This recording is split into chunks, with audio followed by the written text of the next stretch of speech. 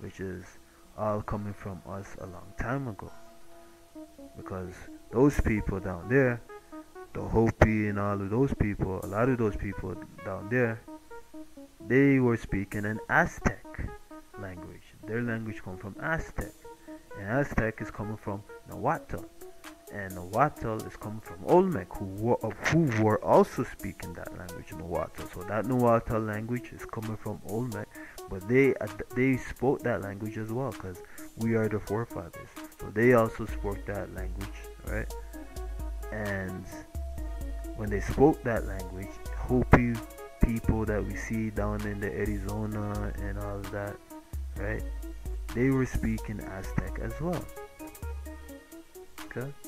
And those people really came from Chiapas and Palenque in the old Reed or old Red City.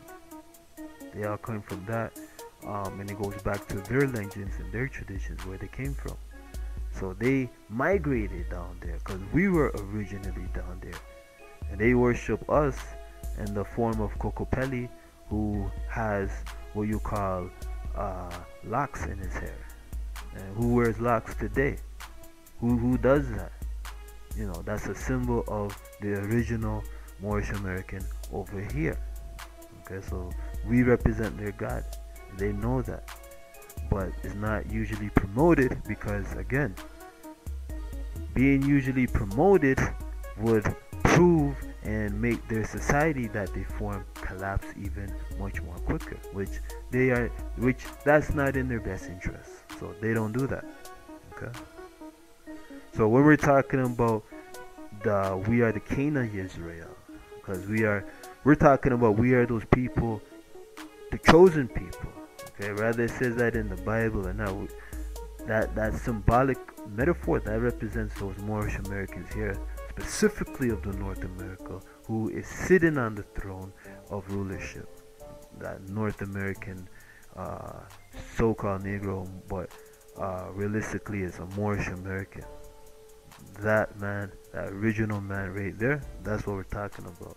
Now, those Hebeshi and Saracens and all of that, those Moors in the east, again, they're coming from the Umayyad and the Abbasid Caliphate, when all of that is talking about both sides of the world across the Atlantic. It's talking about down in all of that, man. Spain, Portugal, the north part of continental Africa.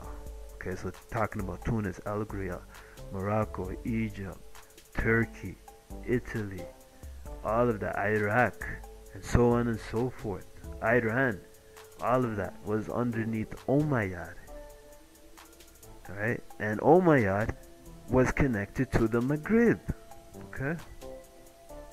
So when the Umayyad was connected to the Maghrib, that's when you were ruling both sides, man.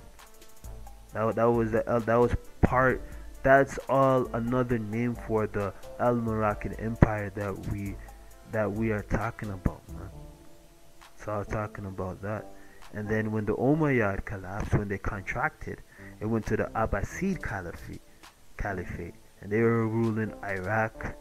That was mainly their capital, Iraq, Damascus, Syria. That was mainly their capital, right?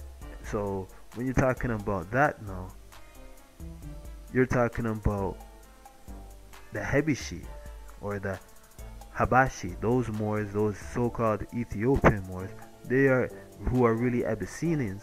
Those Moors are coming from the Abbasid Caliphate, the Umayyad Caliphate. Okay, so that's where they're coming from, and that's all connected to us over here in the Maghrib, and that was all once Al Moroccan Empire, because that's why you have the Marak and the Marak over there. You have Maharak. A lot of those names that is referring to the empire, you have remnants that's still found over there, and we can show you the facts.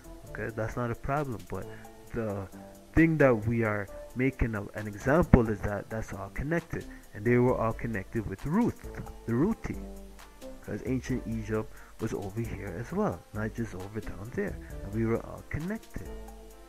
Okay, So this is like going a long time ago. But again, if you check this out, this was all going down during the time of Muhammad, peace be upon him, 622.